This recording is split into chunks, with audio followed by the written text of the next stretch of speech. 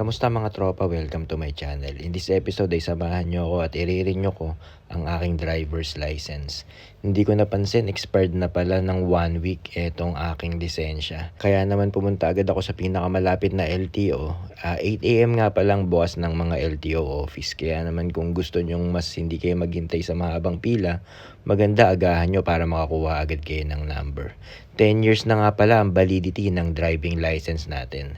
Pero bago ka nga pala mag-renew ng iyong lisensya at pumunta sa LTO ay kailangan mo munang mag-online exam sa LTO website portal. Magte-take ka lang ng driving exam doon. Pwede ka rin mag-review through YouTube tsaka sa Google para siguradong papasa ka. At kapag ka naipasa mo na yung online exam, ipiprint mo yung papel na yon at dadalin mo yon sa pagre-renew ng iyong driving license. Kailangan dala natin yung lisensya natin tsaka yung printed copy na pumasa tayo ng online exam sa LTO portal. Pagdating mo nga pala ng LTO, ang unang kailangan natin gawin ay magpa-medical. 500 pesos yung bayad sa medical.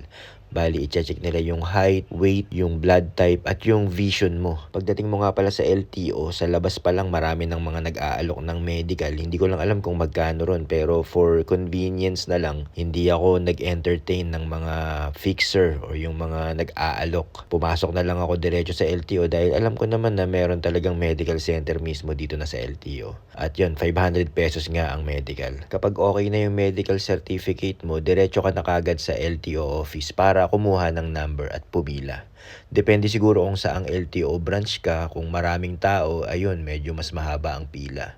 Pero ako, inagahan ko talaga. 8 AM ang bukas ng LTO, 7:45 nandito na ako para pumila sa medical. Pagkatas ng medical, pila agad para sa pagka-renew ng license. Ang nakuha kong number ay number 32. So, hihintayin mong tawagin ngayon yung number mo para ipasa yung mga documents mo for renewal. Tapos bibigyan ka ni Manong Guard ng number. Tapos maghintay ka daw. Tatawagin ka daw niya. Ito yung medical certificate. So yun guys, waiting tayo ngayon dito sa LTO para sa renewal.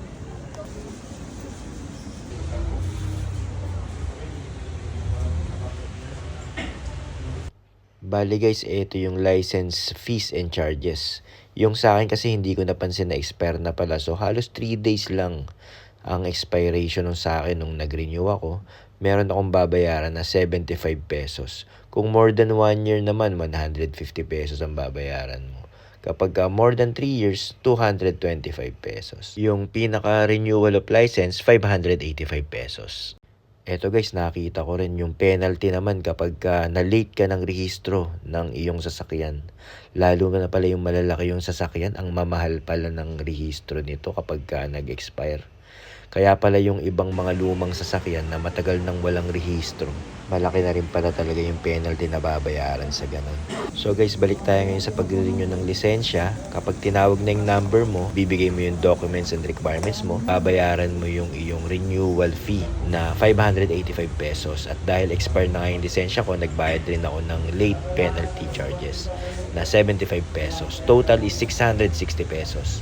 Pagkatapos nun ay pupunta na tayo sa releasing ng lisensya. Dito naman sa releasing, kailangan lang nating mag-fingerprint, pumirma at magpa-picture. Pagkatapos nun ay i-release na ang bago nating lisensya. At yun, 10 years validity na ang ating driver's license. Bali, ang total na nagastos ko sa pagre-renew ng lisensya ay 500 pesos sa medical, 585 pesos sa license renewal at penalty naman for late renewal ay 75 pesos. So total is 1,160 pesos. Halos inabot din ako ng 3 hours sa pag-renew ng lisensya. Not bad na rin guys, basta mas maganda kung aagahan mo para hindi ka masyadong mahuli sa pila. So hanggang dito na lang guys. If you have some comments or suggestion, just leave it at the comment section. And don't forget to subscribe to my channel.